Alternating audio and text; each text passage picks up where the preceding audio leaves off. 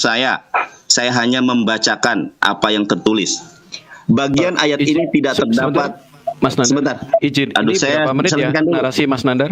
Kak Ica, Makanya narasi Mas ini Nandar berapa disepakati menit? dulu, mau diskusi, ada timernya, atau hanya bincang santuy? Coba bentar dulu biar. Ya, saya selesaikan dulu narasi ini. Nanti setelah ini mau Iya. dilanjut timer atau bagaimana, terserah Bang Jack Cetah ya. Bagian ayat ini tidak terdapat dalam naskah-naskah Yunani yang paling tua dan tidak pula dalam terjemahan-terjemahan kuno. Bahkan tidak dalam naskah-naskah paling baik dari Vulgata. Bagian ini kiranya aslinya sebuah catatan di pinggir halaman, salah satu naskah terjemahan Latin yang kemudian disisipkan ke dalam naskah-naskah oleh penyalin dan akhirnya bahkan disisipkan ke dalam beberapa naskah Yunani. Karenanya bagian ini pasti tidak asli. Perhatikan entry point-nya di sini. Nah, kita dari SD, dari kelas 3 SD sudah diajarkan sinonim. Ya, sinonim itu persamaan. Persamaan dari tidak asli itu apa? Palsu kan? Ya, terima kasih, silakan ditanggapi Bang Jack Cetah. Ya Bang ya, sebelumnya saya ini bodoh ya, jadi saya harus minta kemurahan Tuhan supaya dimampukan. Tuhan, aku ini bodoh, izin dan mampukan saya untuk menerangkan ke setiap teman-teman di sini. Supaya penerangan saya itu nenek-nenek pun paham. Dan aku berdoa penerangan saya bisa masuk dan memberkati setiap dari kami di sini dalam nama Yesus. Amin. Oh, Oke. sini mau pakai timer nggak? Biar saya ini bikin timer ya. Saya mau bertanya dulu sama saudara-saudara kita, apakah ini hanya diskusi santai atau mau diskusi benar-benar Pembelajaran. pakai timer? Bagaimana? Ya monggo, mau ya saya juga bebas.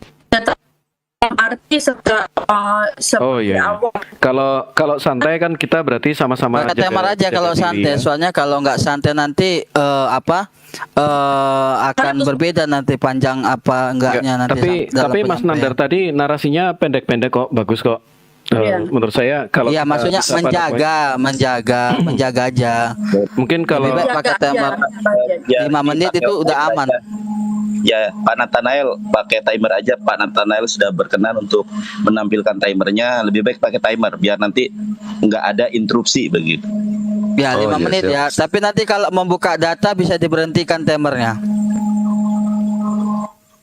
Oke, ini Kepada Pak Nathanael ya, saya dari apa tadi satu? sudah santun. Satu-satu aja Mbak, Bang Pendeta Satu aja, satu. sama Bang Nata Yonatan. sama Bang Jeta ya.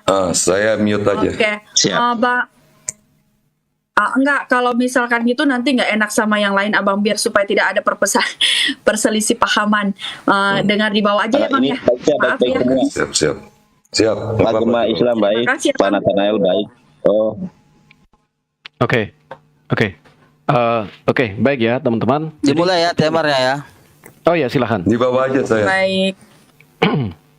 Ya, memang betul yang disampaikan oleh kawan kita ya, Mas Nandar ini ya. Jadi, tetapi bagaimana tantangannya adalah bagaimana merekonstruksi Alkitab. Jadi seperti ini. Kita tahu Alkitab itu dicatat pada masa kekristenan itu dikejar-kejar. Kurang lebih seperti itu ya. Jadi baik itu Matius, Markus, Lukas, Yohanes, kita mengalami namanya masa-masa di mana kayak kaisar-kaisar dari Romawi datang invasi dan lain sebagainya ya. Jadi wajar sekali ketika ada dalam manuskrip tua itu tidak terdapat di manuskrip tertua, tetapi terdapat di manuskrip yang lain. Nah, permasalahannya seperti itu.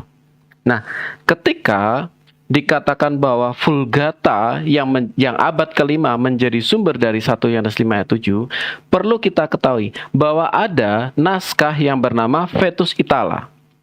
Nah, Vetus Itala itu dia ada di abad kedua kurang lebih 120 tahun. Bentar, Jadi Bang. Bang Cita, matiin Nathanael itunya dulu, Bang Nathanael. Warnanya hitam, nggak ada apa namanya? Iya, Oh, oke. enggak. Kalau Nggak memang ada punya saya gambar. memang saya close sebentar kok, Kak. Enggak apa-apa. Oh, ya baik, oke. Ya, saya close Dilanjut, sebentar. sorry. Jadi seperti ini. Baik. Jadi fetus Itala ini dia pada 157 Masehi itu dia sudah digunakan di jemaat di Italia dan juga digunakan di jemaat di Kartago. Nah, fetus Itala ini dia mengandung 1 Yohanes 5 ayat 7.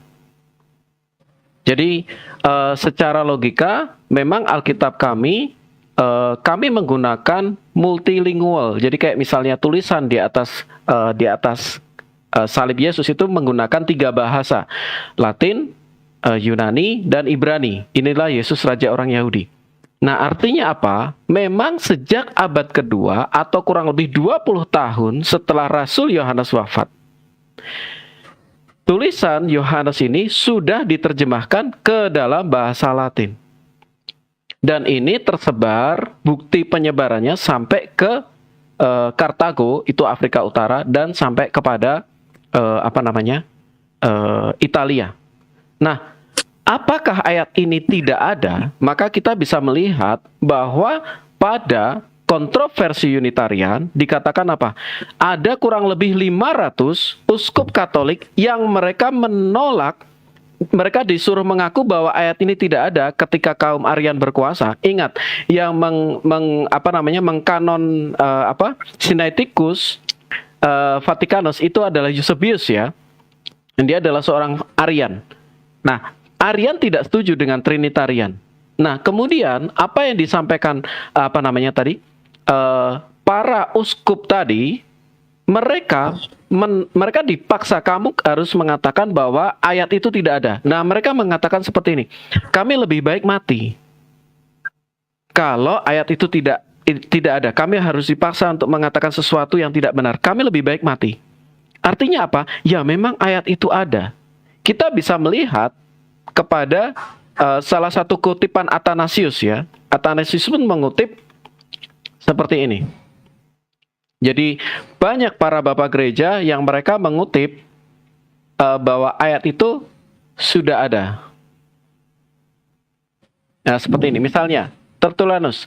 Jadi hubungan Bapa di dalam Putra di dalam Roh ini menghasilkan 3 dalam 1, koheren, yang satu sama lain berbeda, ketiganya adalah satu esensi, bukan satu pribadi. Seperti yang dikatakan, aku dan Bapakku adalah satu dalam hal kesamaan substansi, bukan singularitas nomor. Kemudian ini, Clement dari Alexandria. Dia juga mengutip, ia berkata, inilah dia yang dari air dan darah, dan lagi karena ada 3 yang beri kesaksian ya, roh yaitu kehidupan, dan air yaitu regenerasi, dan pengetahuan, ketiganya adalah satu. Karena dalam juru selamat itu adalah kebajikan menyelamatkan, hidup setia dalam putranya. Kemudian, ini, Cyprianus 250 Masehi, dia juga mengutip, aku dan Bapa adalah satu, dan lagi ada tertulis tentang Bapa dan Putra dan Roh Kudus, dan ketiganya adalah satu. Dia jelas mengutip dari mana? Dia mengutip dari situ. Kemudian, dari Athanasius. Perkataan Athanasius abad ketiga dikatakan apa? Di samping itu siapa? Yohanes berkata, dan ketiganya adalah satu. Seperti itu. Jadi jelas apa yang itu terdapat di dalam fetus Itala. Terima kasih, Bang. Kan layar saya.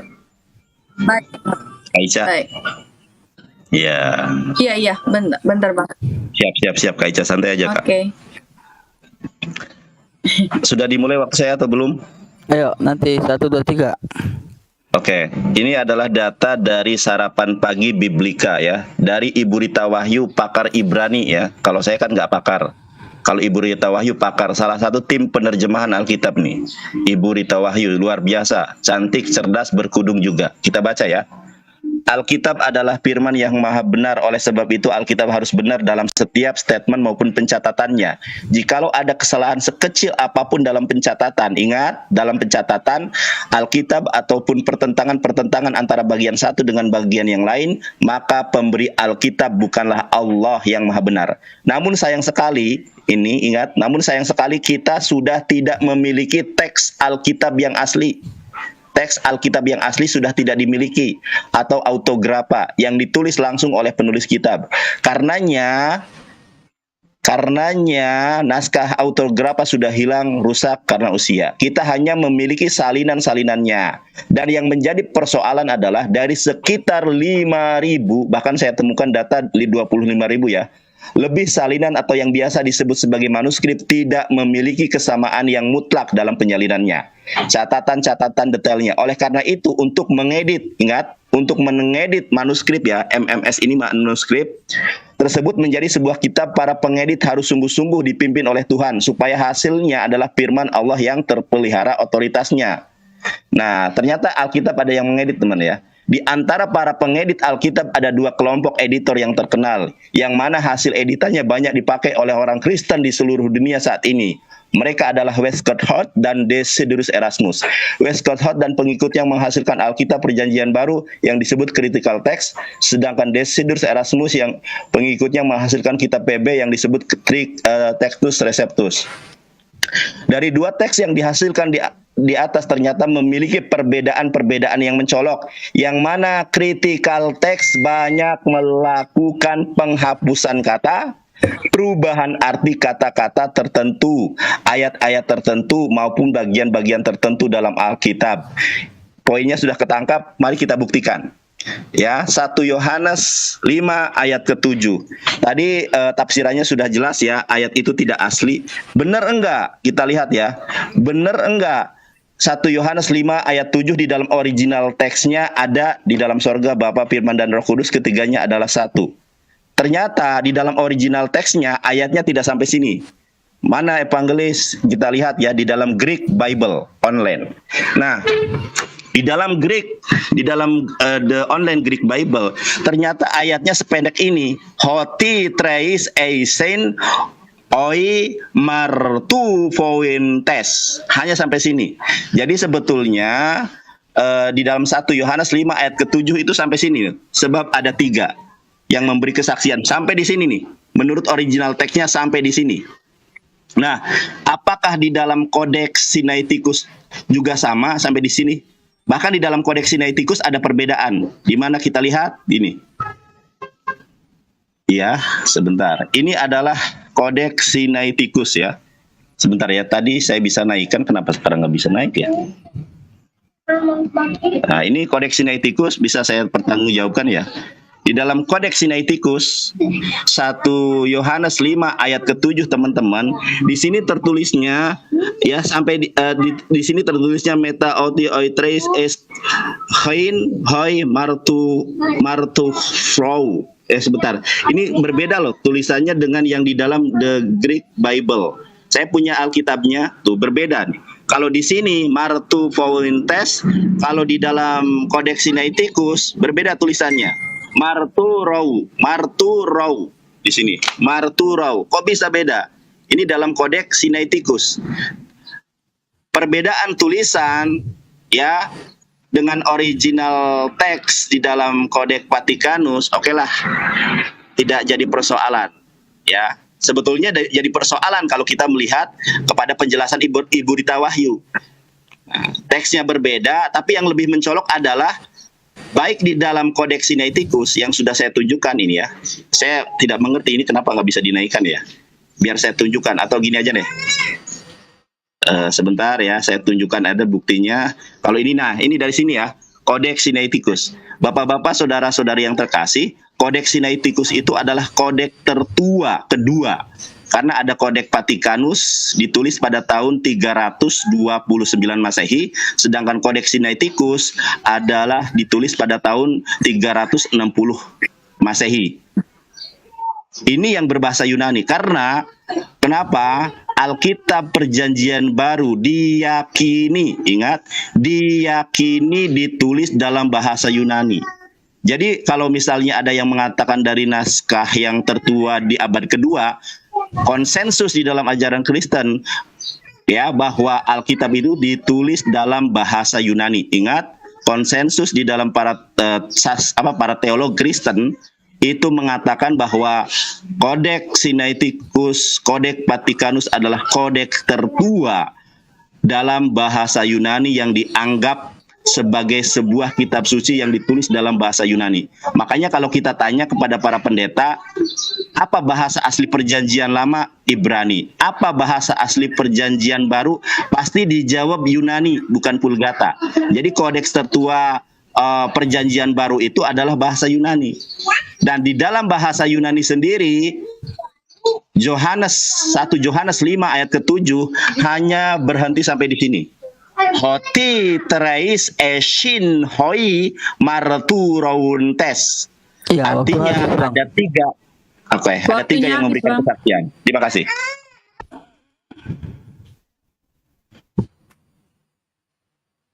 Ya, ayo Bang Jack.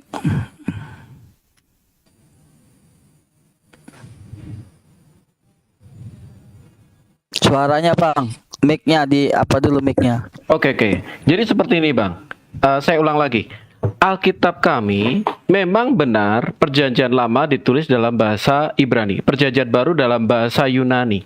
Tetapi kita tahu bahwa naskah-naskah itu juga ada persebaran. Jadi ada persebaran, ada juga yang tercatat di dalam bahasa Latin. Memang itu kita bisa melihat posisinya berbeda ya. Orang-orang lagi dikejar dan lain sebagainya. Itu berbeda dengan satu kondisi yang ayam, tentrem, aman seperti itu. Nah, terus gimana? Yang benar mana? Kan seperti itu kan. Nah, dari bukti-bukti yang saya sediakan tadi, misalnya Athanasius mengutip, Clement mengutip, seperti yang dikatakan Yohanes, Bapa Firman Roh, ketiganya adalah satu. Kemudian hampir 10 bapak-bapak gereja, mereka mengakui bahwa surat itu ada. Ayat itu ada. Itulah kenapa Erasmus dalam edisi ketiga, dia memasukkan itu. Jadi bukan atas desakan siapapun. Nah, Erasmus memasukkan itu, tercatat di dalam Textus Receptusnya ya. Dikatakan apa itu? Hoti treis eisin.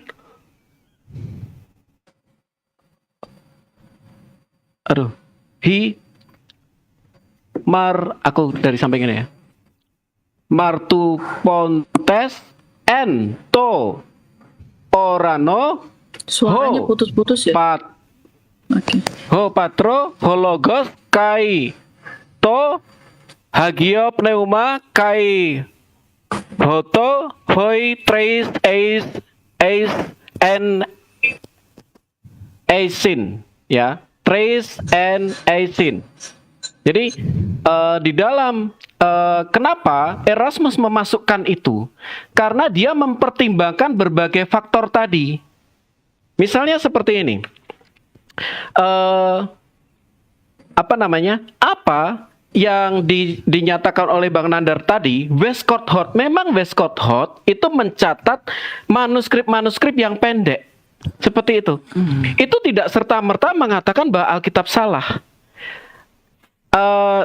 Sebentar, boleh dimatikan sebentar timernya, Bang Nathanael. Sebentar. Timernya di ini dulu, Bang. Udah, Bang, Mas Nandar, izin sedikit aja.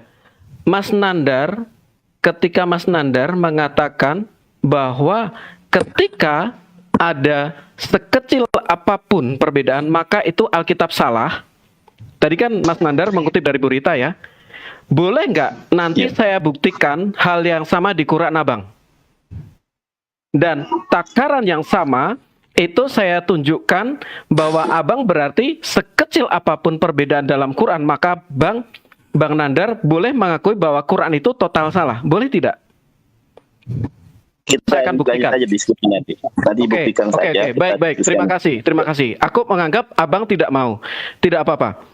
Jadi seperti ini, hanya karena lanjut Bang, lanjut timernya. Udah. Hanya karena terjadi yang namanya varian teks, tidak serta-merta membuat Alkitab palsu. Itu catatan penting.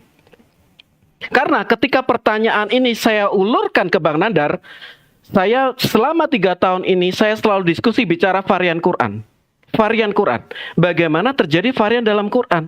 Berkali-kali saya juga tanyakan ke teman-teman Muslim, bro, kamu mengatakan kitab kami nih, saya posisi diserang, kekristenan posisi diserang. Kitab kami tidak asli karena terjadi varian. Bagaimana jika itu terjadi dalam kitab kamu? Bro, mau nggak saya tanya? Bro, mau nggak sepakat? Bukan saya tanya. Bro, mau nggak sepakat bahwa kitab bro juga palsu? Kita sama-sama menggunakan timbangan yang adil. Bisa tidak? Oke, nggak apa-apa. Oke, nanti saya akan sampaikan itu satu-satu, tapi lebih baik kita fokus ke sini dulu. Terima kasih Bu Yuni koinnya. Jadi gini, apa yang dilakukan NIV menggunakan manuskrip kodek menggunakan Westcott Hort. Kemudian KJV, kemudian LAI itu menggunakan Textus Receptus. Nah, Textus Receptus ini dia mengakomodir. Textus Receptus mengakomodir yang namanya naskah-naskah Latin juga, yang Latin kuno. Dan memang naskah Latin kuno itu memang ada, tercatat demikian. Para uskup tadi mereka rela mati seandainya ayat itu tidak ada. Jadi kurang lebih seperti itu. Jadi seperti ini, contohnya seperti ini. Ada Mbak Ica, Mas Nandar, ada Mas Nathan. Nah, kita ini mendapat catatan. Nah, ternyata apa yang dicatat di tempat Mbak Ica itu sama di tempat saya berbeda. Punya saya lebih panjang. Nah, kemudian punya Mas Nandar ternyata ada bagian lain. Kemudian punya Bang Nathanael, oh ternyata ada bagian lain lagi. Nah, itulah yang disebut sebagai kritik teks. Untuk kita tahu apa isinya. Itulah kenapa Textus Receptus mengakomodir semuanya tadi.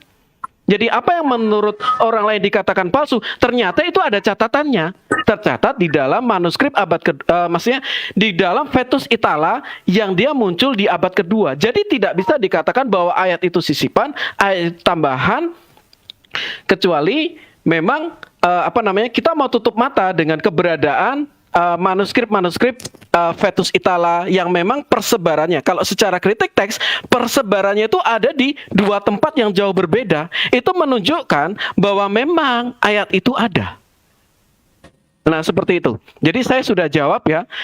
Saya juga mungkin terbuka untuk pertanyaan-pertanyaan yang lain sampai selesai. Baru setelah itu saya akan bertanya kepada Mas Nandar soal varian Quran. Saya mohon Mas Nandar berkenan ditanya sesuai dengan standar yang sama Abang berikan ke saya. Terima kasih. Oke, habis waktu. Lanjut Bang Nandar. Oke, ya.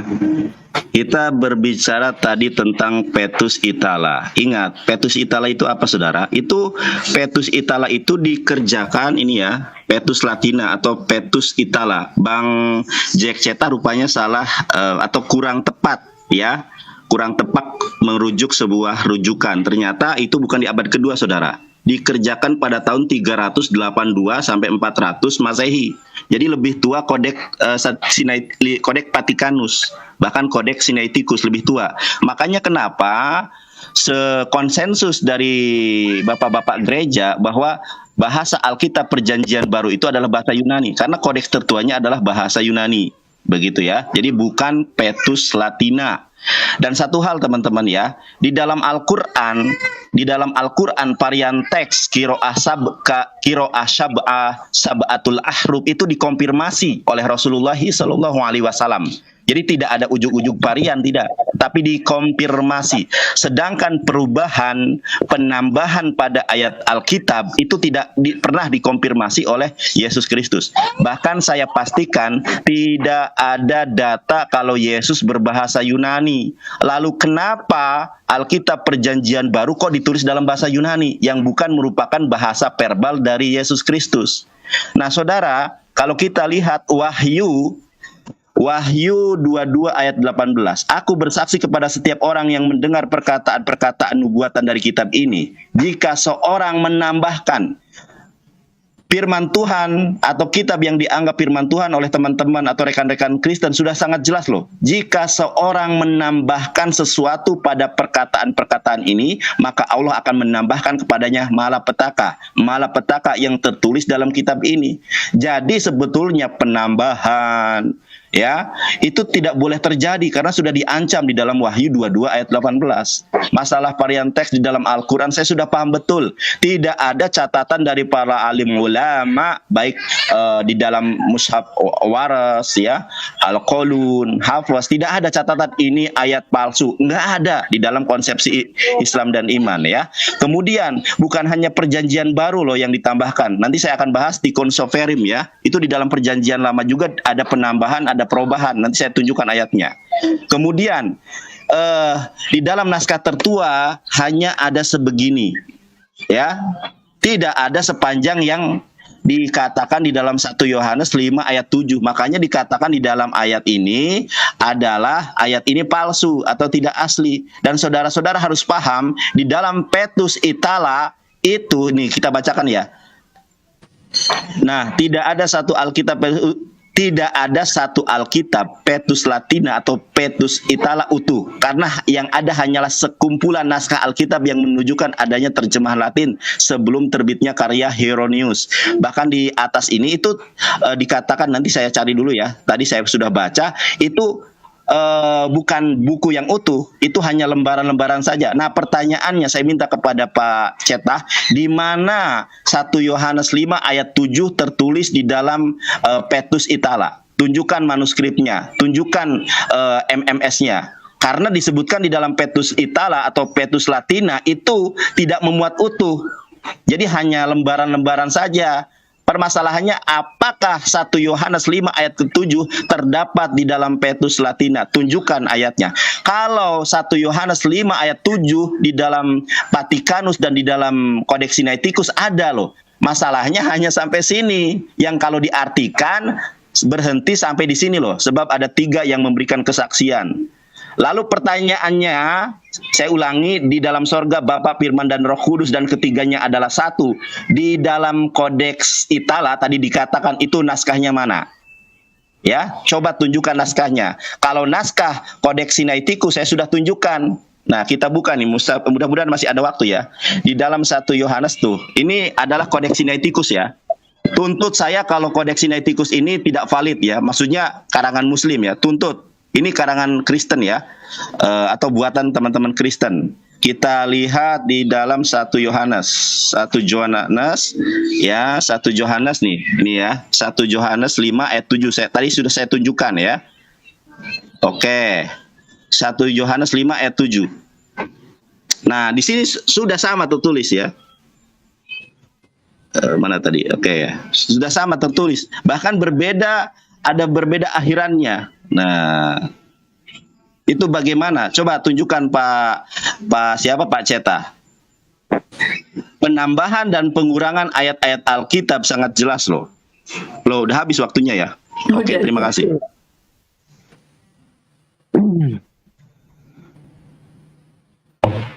Ya, oke, siap. Terima kasih Mas Nandar ya. Jadi gini, Mas Nandar tadi mengakui bahwa Petrus Itala itu ada dari 350 Masehi. Nah, ini saya akan tunjukkan memang itu benar, dan ini memang juga termasuk kodek-kodek yang tua, karena kita tahu Sinaiticus pun ada dalam 330 sampai 360 Masehi. Jadi ini termasuk dalam kodek-kodek yang tua. Kemudian dari mana kita mengetahui bahwa Petrus Itala ini sudah digunakan sejak awal. Oke. Seperti ini. Buat teman-teman, perlu kita pahami ya. Ada yang disebut sebagai martir Sicilian. Nah, ini teman-teman perlu ketahui. Siapa itu martir Sicilian? Ini. Bukti lain yang merupakan referensi tanggal paling awal dalam bahasa Latin untuk kitab-kitab Perjanjian Baru adalah ditemukan catatan dalam persidangan sekelompok orang Kristen di Kartago. Dikenal sebagai Sicilian Martir. Diadakan pada tahun berapa? 17 Juli 180 Masehi. Jadi itu Sicilian Martir itu 180 Masehi. Apa yang dikatakan pada saat itu? Saturnicus prokonsul sang gubernur berkata, apa saja benda-benda yang ada di tasmu? Speratus berkata, buku-buku dan surat Paulus, seorang yang benar. Ini sebenarnya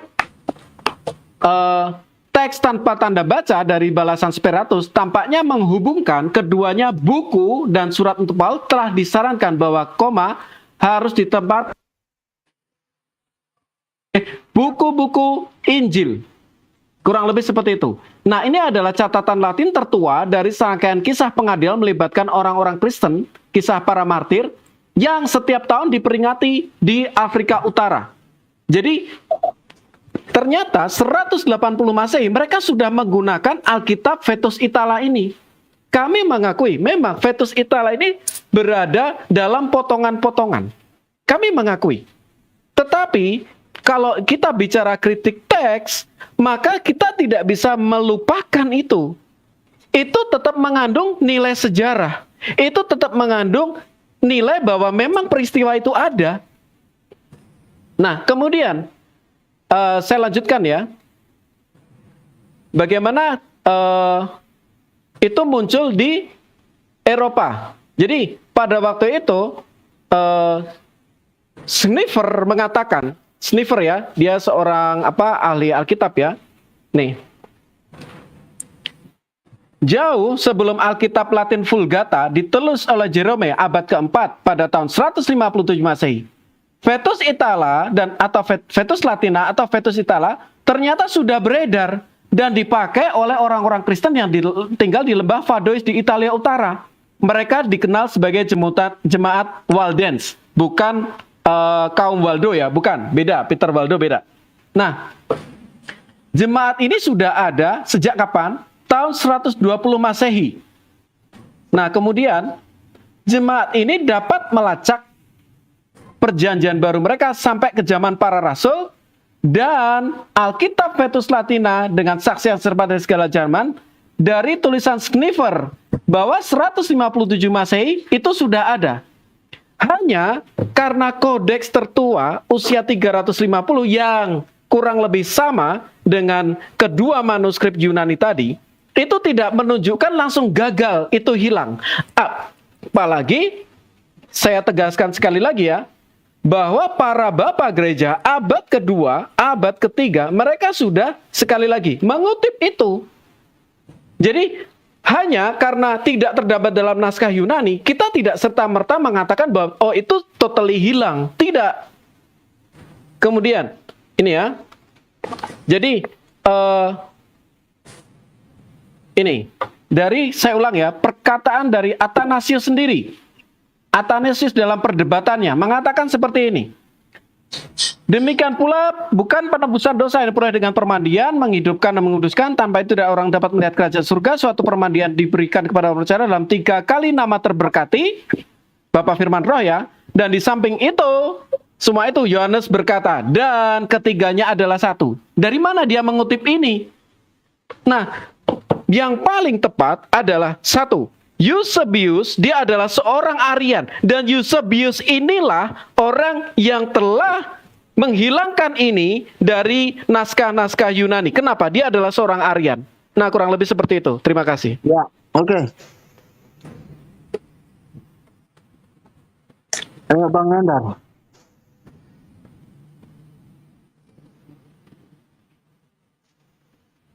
Bentar ya, mau ganti ke hotspot dulu. Wifi-nya lagi error sebentar ya. Boleh ada dispensasi nggak? Boleh, Ya, boleh. oke. Halo, Boleh Bang. sebentar ya. Iya, it's okay. Ya, sebentar ya. Mohon maaf Kak Ica ya. Iya, nggak apa-apa. Ya guys, jadi kita juga butuh data ya guys ya untuk menyampaikan hal-hal yang kita mau pelajarin. Jadi Bang Nandar sementara dia mau menyambungkan data dulu. Mohon bersabar. Yang tapping-tapping santuy ya, santuy.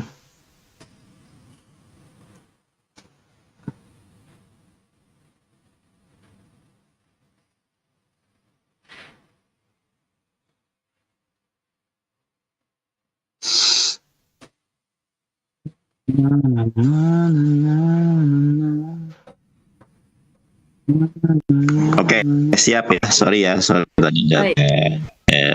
data internetnya ini. Oke. Saya boleh diperbesar dulu? Sudah bang. Oke. Kurang besar lagi, Bang. Bismillah ya. Jadi begini ya. Tadi saya oke. Waktunya sudah dapat dimulai? Udah ya. Oke. Begini teman-teman ya. Jadi bahasa yang Yesus gunakan sendiri adalah bahasa Aramaik. Di antara para sarjana Yahudi, bahasa Aram lebih diindahkan daripada bahasa Ibrani. Sebab tulisan utama dari tradisi Yahudi bab ketiga ini. Perjanjian Baru menunjukkan bahwa bahasa Aram adalah bahasa yang digunakan oleh Yesus. Ingat, Perjanjian Baru menunjukkan bahwa bahasa Arab adalah bahasa yang digunakan oleh Yesus. Dari segi penulisan saja Alkitab ini, mohon maaf ya, kredibilitasnya kurang dapat dijawabkan teman-teman, karena Yesus berbahasa Aramaik. Ini dari Alkitab Sabda ya, lagi-lagi dari Alkitab Sabda. Kemudian kalau kita lihat teman-teman, mana tadi datanya, sebentar ya, Petrus Latina. Oke. Nah teman-teman, kita bisa lihat ya, Petrus Latina yang disampaikan oleh Bapak Cetah, ingat, hanya ini doang loh ya. Data Petrus Latina yang disampaikan oleh Pak Jack Cetah hanya ini loh. Saya bentar, ini gimana ngecilinnya nih. Loh. Sebentar, bisa di-close dulu gak?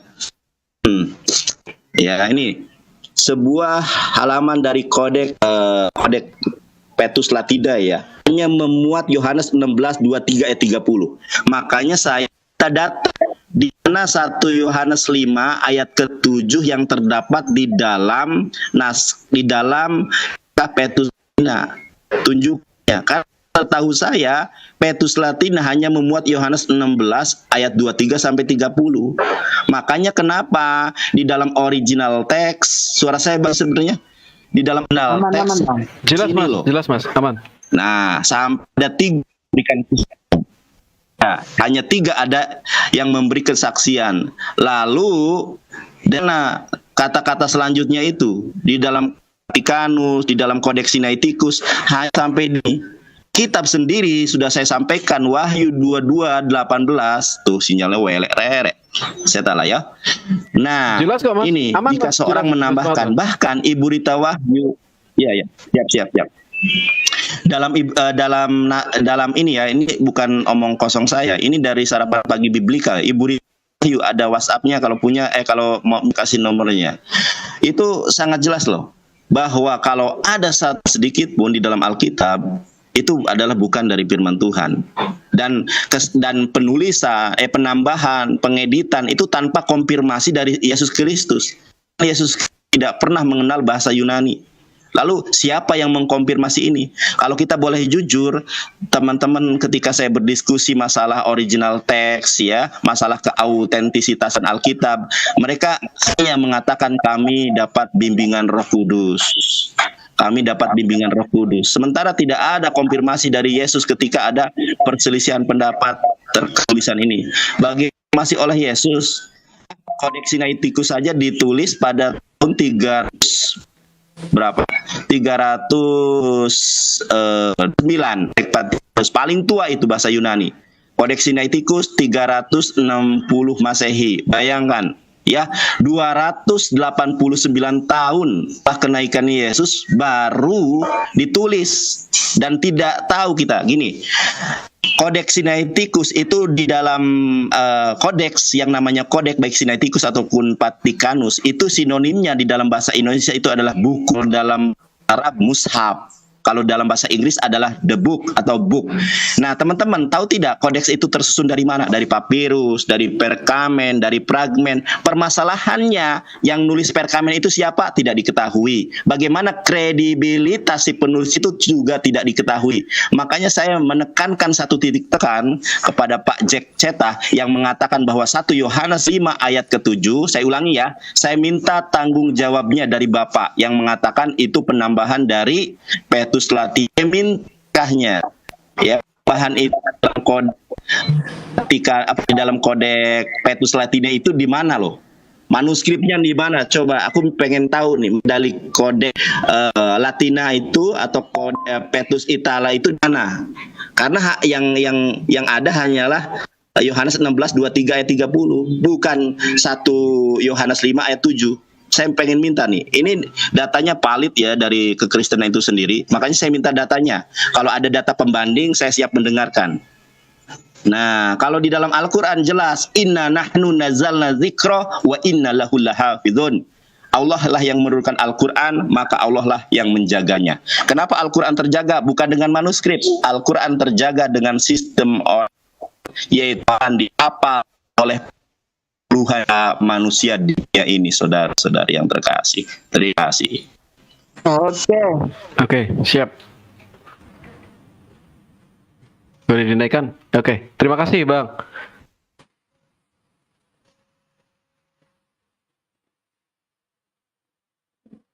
Bahwa Vertusitala hanya memuat mengenai Yohanes.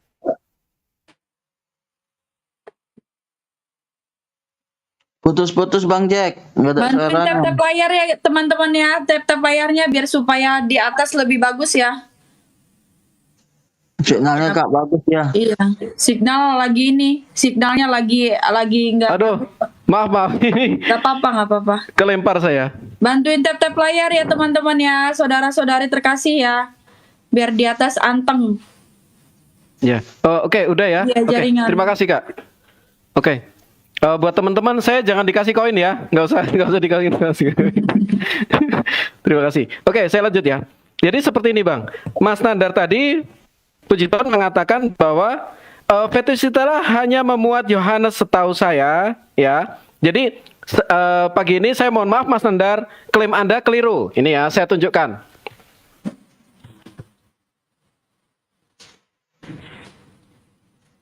Tolong di pause dulu Mas. Oh ya. Ini ya. Kasih tahu ya biar enak. Oke. Daftar naskah Perjanjian Baru bahasa Latin. Ya, nih. Jadi bukan hanya Yohanes, nih. Apa nih? Codex Vercellensis 350 Masehi memuat Injil. Penyunting Juliver, kemudian dari negara Italia. Kemudian Codex Curiensis memuat Lukas 11:13.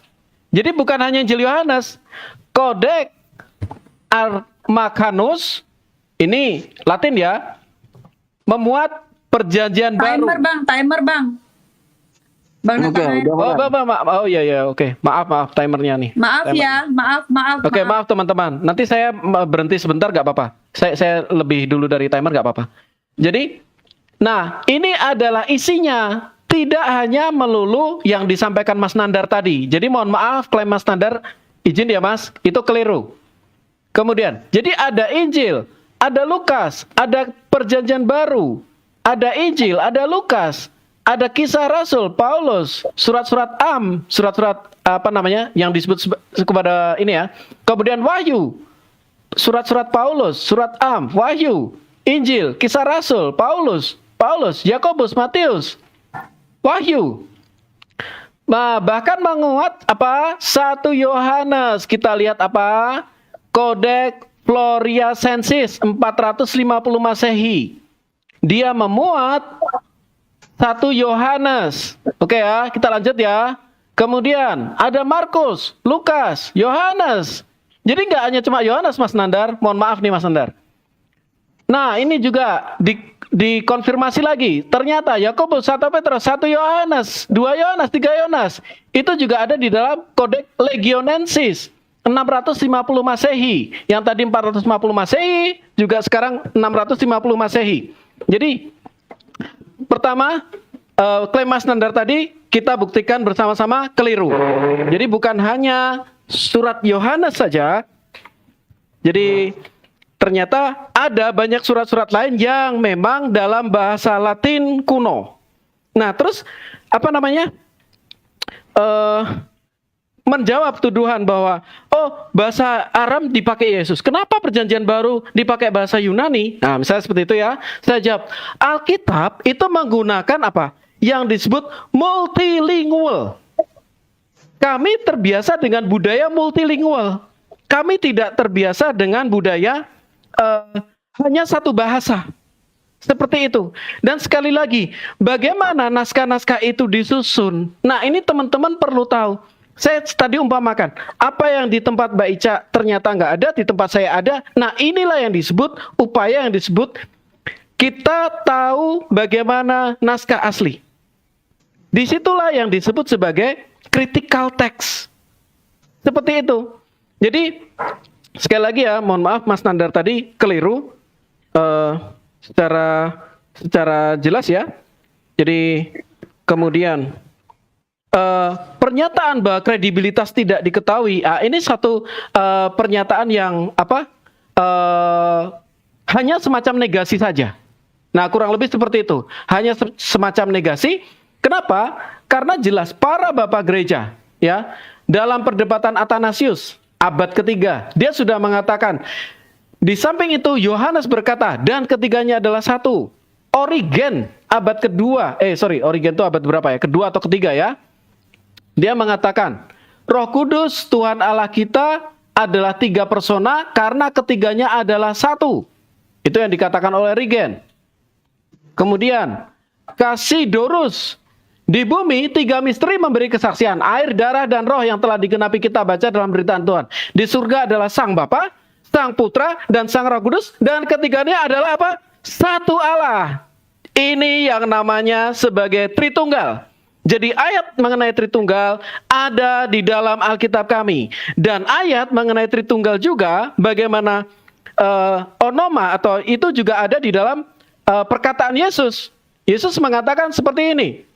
Baptislah mereka dalam nama siapa? Bapa, Putra, dan Roh Kudus. Ya, dikatakan di situ menggunakan kata onoma, bukan onomati. Itu menggunakan suatu bentuk singular. Ya, jadi dikatakan apa? Baptislah dalam satu nama, yaitu Bapa, Putra, dan Roh Kudus. Artinya Tritunggal itu muncul dari bibir suci Sang Juru Selamat sendiri. Jadi tadi saya buktikan Mas Nandar bahwa hanya Yohanes yang umat, ternyata tidak. Ya, mohon maaf ya Mas Nandar, tetapi di satu sisi kita juga sampaikan bahwa ya, oke, baik. Silakan Mas Nandar, monggo.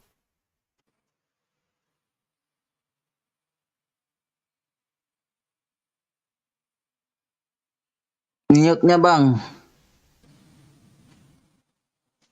Mute-nya Bang Nandar. Dibuka mute-nya Bang.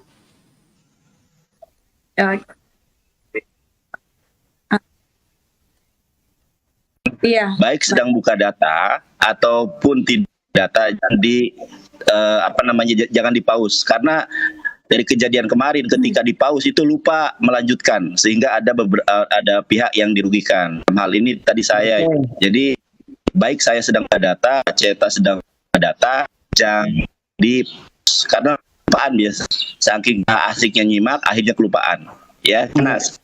Berarti langsung aja ya. Oke. Sepakat kan nih? Oke. Bertanya apa, dijawab apa? Yang saya tanya, Yohanes 7 di dalam Codex Petrus Latina, bukan kodeks-kodeks yang lain.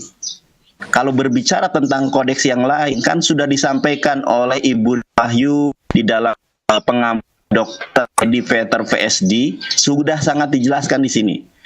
Jadi memang itu sudah dirubah, sudah diedit.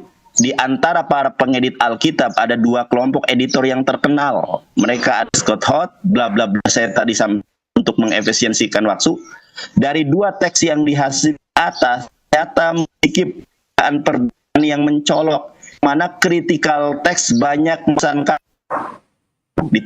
sendiri karya Ibu Rita Wahyu, perubahan arti-arti kata tertentu. Ya, ayat-ayat tertentu mau bagian tertentu Alkitab. Memang sudah ada perubahan. Ini sudah saya katakan bahwa yang namanya kodeks tertua, tanya mungkin nanti ada Pak Pendeta Amanat Agung dan lain sebagainya.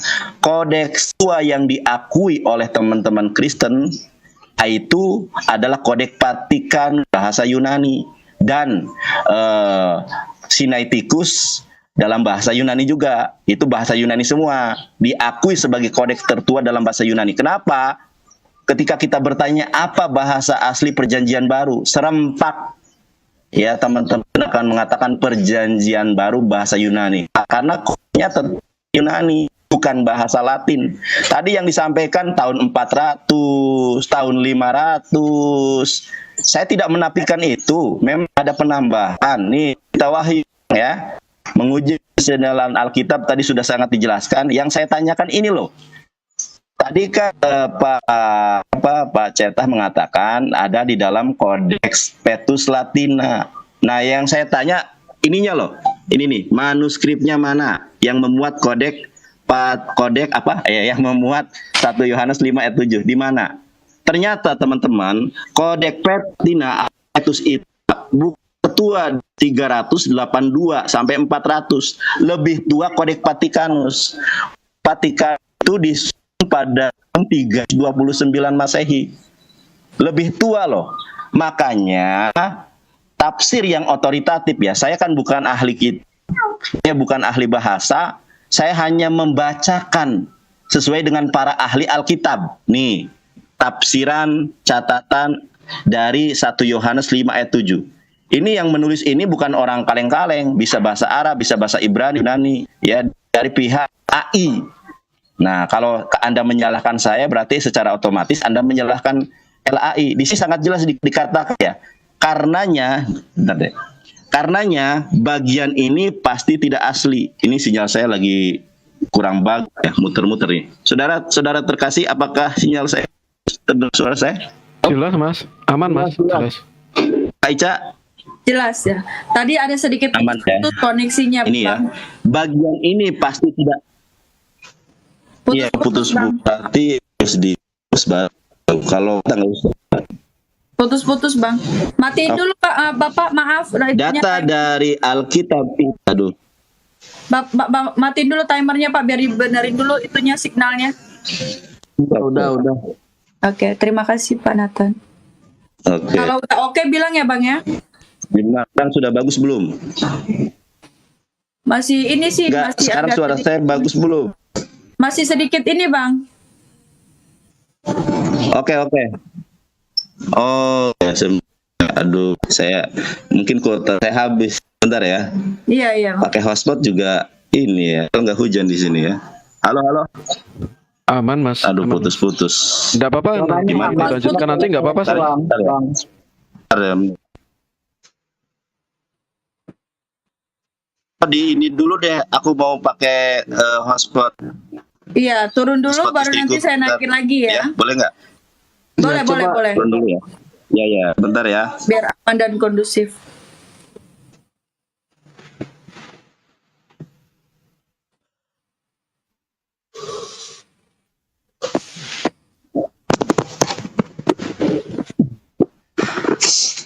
Nah, seperti itu ya guys ya. Kita aja butuh kuota untuk kita bisa lancar berbicara, berkomunikasi ya kan.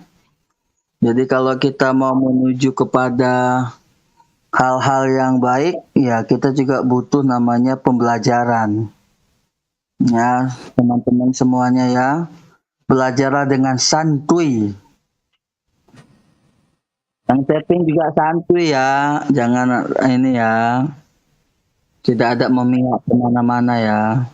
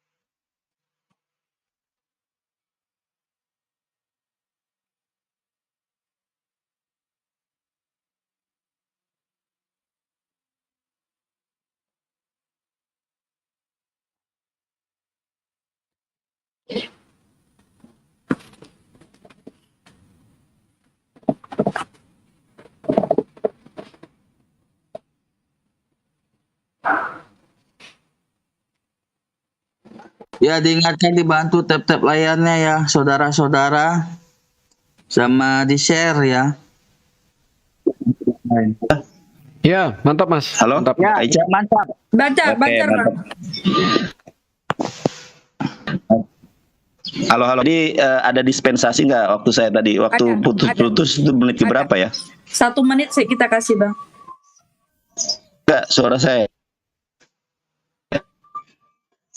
Ya bang, jadi Halo? saya kasih waktu bentar ya, bentar bang ya. Signalnya Bentar, masih Bang, ini ya. bang, masih putus-putus bang.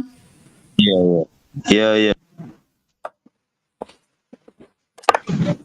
Waduh, ini gimana sinyal saya? Kok bisa putus-putus ya? Coba dulu bang. Oh, ini pelan-pelan aja Enggak, ini- dulu, bang. Bantu tap-tap layar. Coba ya sebelum ke teman-teman, waktu kita ngobrol sebentar soalnya Ya. It's okay, it's okay. iya, iya, iya. Nah, kita ngobrol sebentar. Ini saya sudah pakai Simpati, sudah pakai Indosat ya. Bantu teman-teman. Mudah-mudahan bantu ini tap-tap tadi layarnya ya teman-teman. saya pakai Indosat, sekarang sudah pakai.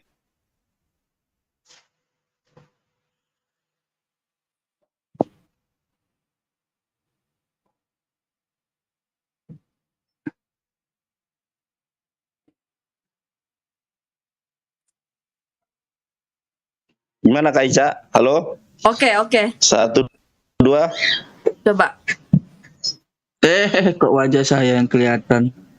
Gimana? Oh, ketahuan itu. Ya, coba suara saya masih ada jeda-jeda putus. Halo?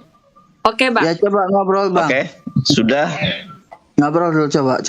Kak Ica, halo? Oke, bang. Oke, bang. Halo, halo, Coba halo. dibuka kameranya coba bang, dibuka kameranya, goyang nggak Halo? dia? Ngelek nggak? Coba. Nah, lancar. Gimana? Bagus nggak? Aman. Oke, bang. Lancar ya? Kalau misalkan nanti Aman, kalau aman dilanjutkan. Tadi ada dispensasi nggak? Ada, Saya 2 ada menit lah. Udah ada 2 bang, menit. saya kasih di waktu 3 menit bang. Iya. Ada dispensasi 2 menit nggak? Tadi kan. Iya. Oke, terima Iya, kasih ya. saya kasih Terima waktu kasih 3 banyak. menit. Ya. Tadi kan Oke. tinggal 2 Oke, menit. ya makasih banyak Bang Pastor Nathanael, luar biasa ini, luar Ya. inovasi nih teman-teman ya. Siap. Ya, lanjut. Nah, jadi yang mengatakan ayat ini tidak asli bukan saya. Halo? Iya, dengar bang, silakan. Aduh, Dengar saya Bang. Saya dengar. Serius Mas Nandar. Kita dengar semua. Oke. Dari tadi Mas Nandar Yang bicara kita mengatakan- dengar. Aduh, sebentar ini gimana? Oke, siap. Saya mulai 5 ayat 7 yang mengatakan tidak asli konsensus dari para penulis Alkitab Sabda Bapak Gereja ya, bahkan ini adalah tafsiran Yerusalem di mana Yesus pernah tinggal. Saya langsung saja karena untuk mengefisiensikan waktu, karenanya bagian ini pasti tidak asli. Ingat, Kodeks Vatikanus tertua 329. Tertua kedua, Kodeks Sinaiticus 360.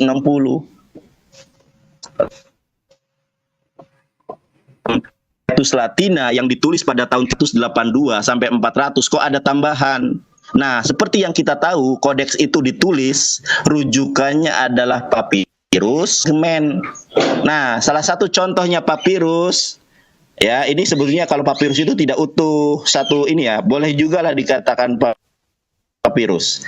Nah, di dalam Petrus Latina yang ditulis pada tahun 400-an ini hanya ada naskah yaitu Yohanes 16:23 sampai 30.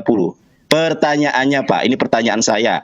Di mana 1 Yohanes 5 ayat ke-7 manuskripnya atau papirusnya seperti ini?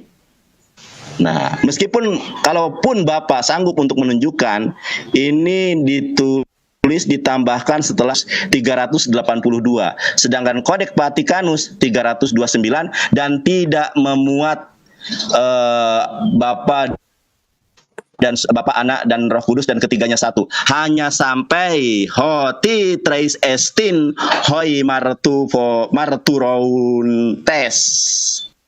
Ya, kesaksian. Sampai di sini saja. Ini Kodeks Vatikanus ya, The Online Greek Bible. Bahkan saya punya kitabnya. Sampai di sini. Lalu tambahannya memang disebutkan menurut para Alkitab, bahkan para penafsir yang otoritatif, ayat itu tidak asli. Kalau tidak asli, Ibu Rita Wahyu mengatakan itu bukan dari firman Tuhan. Nah, dan Ibu Rita Wahyu juga sudah menyadari, namun sayang sekali kita sudah tidak memiliki teks Alkitab yang asli. Jikalau ada kesalahan kecil apapun, ini yang bilang Ibu Rita Wahyu di dalam websitenya, dalam pencatatan Alkitab ataupun pertentangan antara bagian satu dengan bagian yang lain, pemberi Alkitab bukanlah Allah yang maha benar. Sekecil apapun loh, kalau ada kesalahan, itu bukan dari Allah yang maha benar. Gitu. Lalu apa otoritas para penulis ini sehingga dia menambahkan setelah kata maratu rawuntes? Apa otoritas mereka? Sedangkan Wahyu 22 ayat ke-18 menambahkan, yang saya dengar katanya atas bimbingan Roh Kudus. Padahal bimbingan Roh Kudus telah mencantumkan di dalam 22:18 jangan menambahkan ayat Alkitab. Ya, waktu habis. Waktu habis ya, Bang. Oke, siap. Tapi sebelumnya izin aku, Mbak Ica dan Mas Nathanael. Iya. Kira-kira karena saya melihat Mas Nandar belum memberikan bukti yang baru, boleh tidak misalnya satu putaran lagi, setelah satu putaran ini gantian saya bertanya? Boleh. Kita tanyakan Boleh? sama Bang Nandar dulu ya. Boleh nggak Abang? Ya, saya akan ganti bertanya mengenai varian dalam Quran. Baik. Saya akan bawakan data-data bukti. Apakah boleh Bang Nandar? Bagaimana Mas Nandar? Apakah berkenan? Tadi saya mengatakan boleh saja, yang penting ada data bukan asumsi gitu loh. Oke. Siap Mas. Oke. Jadi ini jawaban saya putaran terakhir ya. Saya sudah jawab dari tadi. Saya belum melihat Mas Nandar ada tambahan data ya. Oke. Saya juga hanya akan mengulangi. Gini Bang Jack, bentar Bang Jack. Ini kan satu Mohon putaran maaf, lagi. waktunya sudah dimulai belum? Belum. Waktunya sudah dimulai belum? Saya belum apa-apa. Jadi tolong dulu jawab pertanyaan saya. Ya. Enggak, Siap. bentar. Jadi Kayak dijawab gini, pertanyaan ini kan saya. putaran giliran Abang Jack. Nanti kalau misalnya Abang Jack menyampaikan, nanti satu kali lagi Bang Nandar, setelah itu baru bertanya ya. Oh, oke. Siap Bang. Siap, nggak apa-apa. Ya, oke. Siap, dimulai. Oke, sebentar Bang. Oh, bentar. Oke.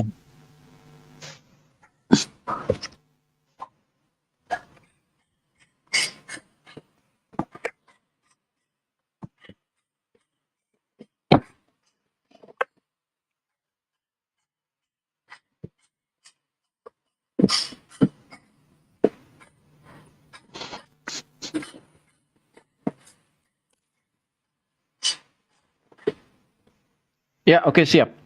Siap ya. Oke, dimulai Bang. Ya, oke. Saya mulai ya.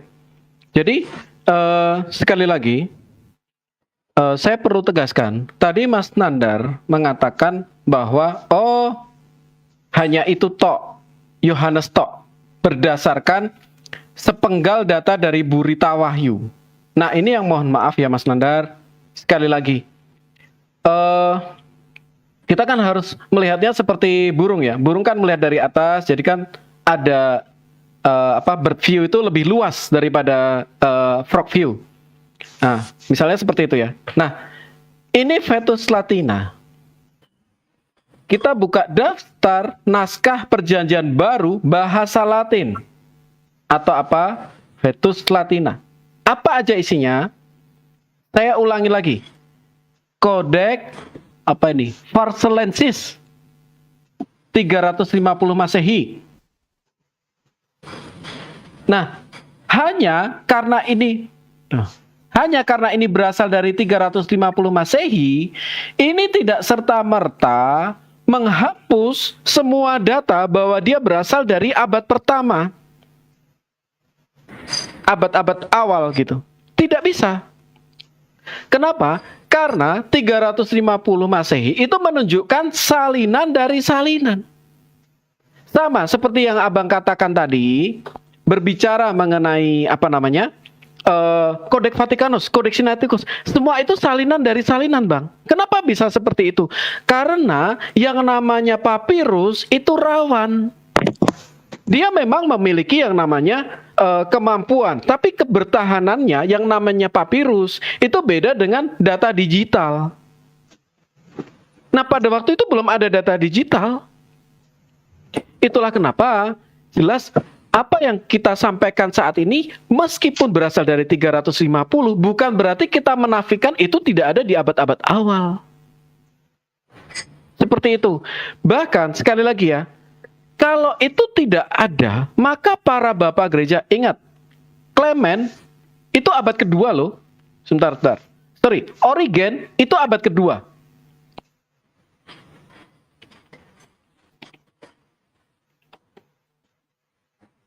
Clement dia juga sama, kurang lebih abad-abad kedua ketiga. Nah, Clement itu abad kedua. Kemudian Cyprianus abad ketiga. Kemudian Tertullianus abad kedua. Mereka semua mengakui bahwa ayat-ayat ini ada. Konklusinya apa? Konklusinya ada seorang yang bernama Eusebius yang adalah seorang Arian yang tidak percaya dengan ketritunggalan. Karena dia adalah orang yang memegang dan mengumpulkan Sinaiticus dan Vaticanus tadi. Itulah yang memungkinkan dia yang melakukan sesuatu. Kenapa? Karena ini dikonfirmasi gitu loh. Sesuatu yang dikonfirmasi. Hanya karena naskahnya berusia 350 tahun, terus kita menafikan bukti-bukti sebelumnya, nggak bisa seperti itu Mas Nandar memandangnya. Cara memandangnya. Para bapak gereja, Tertullianus, kemudian Clement abad kedua, Cyprianus mengatakan, dan lagi ada tertulis tentang Bapa dan Putra dan Roh Kudus. Ketiganya adalah satu. Ini tertulis di mana? 1 Yohanes 5 ayat 7, Bang. Itu yang dilakukan oleh Cyprianus. Tadi saya sudah sampaikan Vetus Itala, kodek-kodek yang ada di situ, Bang tinggal googling. Kemudian Agustinus dari Hippo itu juga mengatakan hal yang sama, karena Bapa dan Putra dan Roh Kudus adalah satu. Nah, apa yang dituduh tidak ada, ternyata dikonfirmasi oleh para bapak-bapak gereja sejaman. Nah, itu menunjukkan bahwa memang ayat itu ada. Seperti itu, Bang. Kemudian Probadius dari Agen, Athanasius apalagi. Athanasius mengatakan loh, Yohanes berkata, jadi suatu permandian diberikan kepada orang percaya dalam 3 kali nama terberkati ya, thrice blessed name, Bapa Firman Roh Kudus ya. Dan di samping itu Yohanes berkata, dan ketiganya adalah satu. Jadi tidak bisa memandang kitab kami dengan cara, oh ini di Vatikanus nggak ada loh, berarti nggak ada. Itu logika yang salah. Kurang lebih seperti itu. Monggo. Ya, oke. Kalau ada mau ditanggapin Bang Nandar atau langsung bertanya apa gimana, silakan. Boleh. Iya, suara saya bagus. Bagus, aman. Halo. Oke, Bang. Ya, aman ya. Mohon maaf ya, Pak Bang Cetah yang saya hormati tidak menyentuh dan tidak menjawab pertanyaan saya. Yang saya tanya kodek Petrus Latina, sebagaimana yang dimaksud 1 Yohanes 5 ayat 7. Tadi Abang menggunakan data-data yang ini ya. Ya, ternyata ini 350, 450, 850. Ya, baik Bang, nanti didengarkan terlebih dahulu aja biar tidak ini. Abang tahu nggak pengeditnya siapa Bang? Penyuntingnya siapa? Penyuntingnya adalah Julius Caesar. Kita itu hidup pada abad berapa? Nah, ternyata Julius Caesar ini hidup pada tahun 1857 loh. Bagaimana ini di abad ke-2000 ini? Abad ke-20 memperbaiki tulisan pada tahun 329 Masehi loh Bang. Kemudian yang kedua kita lihat kodek Ardamachanus ya 850. Ada yang merubah juga yang namanya GWYN. Siapa GWYN itu? Nama lengkapnya itu ya. Nel Elanor GWYN 2 Februari 1650 sampai 1687 juga adalah seorang tokoh sasi. Ini yang merubah, yang menambahi Alkitab. Seorang artis, selebriti yang hidup pada abad ke-15 loh. Bagai abad ke-15 kemudian merubah ayat Alkitab. Apa otoritasnya? Makanya kita harus merujuk ke Sinaiticus. Kita coba renungkan ya, kenapa 1 Yohanes 5:7, aduh sinyal saya welek lagi nih, sebentar ya. Ya, aman kok bang. Muter-muter sebentar ya. Aman. Nah, 1 Yohanes 5 ini yang di laptop. Iya, yang di laptop maksud saya.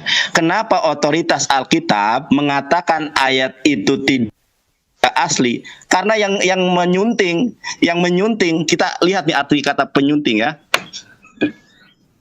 Penyunting naskah merupakan secara perbuatan. Mana tadi? Mana tadi ya? Oke. Nah ini ya. Peran penerbitan. Penyunting merupakan orang yang mengatur, memperbaiki, merevisi, mengubah isi dan gaya naskah orang lain. Nah, Anda percaya dengan seorang yang hidup pada apa? Mengubah isi pada tulisan-tulisan yang tertua di dalam Kodeks Sinaiticus, Kodeks Vatikan. Ini orang baru loh. Abad ke-15, ke-20, atas otoritas apa mereka kok merubah? Makanya kita harus kepada Alkitab, Wahyu 22 ayat ke-18. Jika sesuatu kepada perkataan-perkataan ini, maka Allah akan menambahkan kepadanya malapetaka. Konsep di dalam Islam perubah ayat Al-Quran tidak ada. Dan tidak ada di dalam Al-Quran ayat ini tidak asli. Coba saya minta data dari yang otor ini tidak asli, tidak terdapat di dalam konsep Islam, tetapi di dalam konsep. Aduh, sinyal saya jelek. Matiin dulu time. Gimana sekarang, bagus nggak? Agak nge-lag bang, coba minta tolong cari apa gitu bang, yang bisa ini data apanya biar nggak nge-lag bang.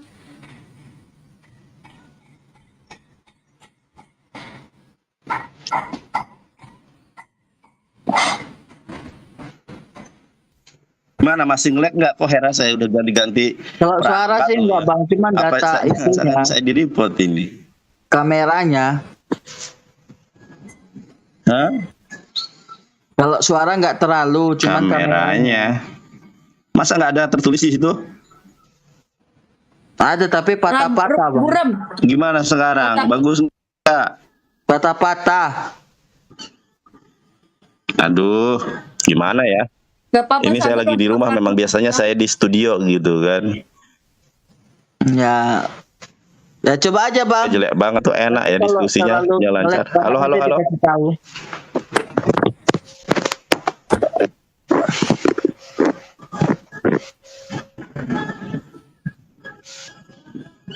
Aduh. Halo bang. Ya aman suara, aman suara. Cuma datanya bang.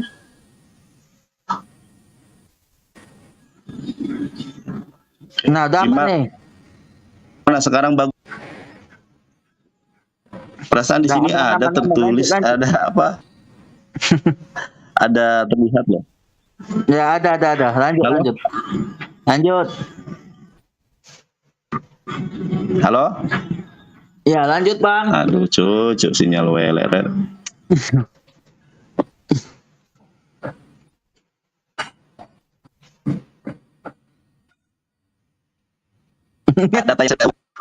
Katanya langganan Halo? wifi bang. Kak Ica, halo? Oke ya. Aduh, Ya, aman, Bang, sinyalnya aman, jelek Bang. banget ini. Oke. Jadi permasalahannya kok bisa orang yang hidup pada abad 15 mengoreksi abad ketiga loh. Bagaimana, apalagi di sini seorang artis loh. Ya, Neil Guyon ya, adalah seorang tokoh selebritis ya pada periode restorasi. Kok bisa abad ke-15, abad ke-20 merubah ayat suci Alkitab? dilarang untuk merubah menambahi. Makanya saya bilang, ada enggak di dalam konsepsi Islam literasi yang otoritatif yang mengatakan seperti halnya di dalam 1 Yohanes 5 ayat ke-7. Ya, bukan hanya itu, Bang. Nanti saya tunjukkan lagi ayat yang tidak asli. Nah, bagian ini tidak asli loh. Tidak asli itu. Kenapa tidak asli? Ternyata yang menambahkannya pada abad 15, abad 20. Begitu, ya. Ini otoritas, ini Alkitab Sabda dari LAI loh. Bisa dituntut kalau ini datanya palsu atau valid. Tidak valid. Nah, ini data dari Alkitab, Lembaga Alkitab Indonesia. Makanya apapun yang terjadi, saya tidak akan memaksakan diri. Ini harus kita percaya kepada penulis Alkitab, Lembaga Alkitab Indonesia, bahwa 1 Yohanes 5 ayat ke-7 pada hakikatnya hanya sampai kepada ada 3 yang memberikan kesaksian. Di dalam sorga Bapa, Firman, dan Roh Kudus, dan ketiganya adalah 1, ada tambahan semata. Makanya dikasih tanda dalam kurung.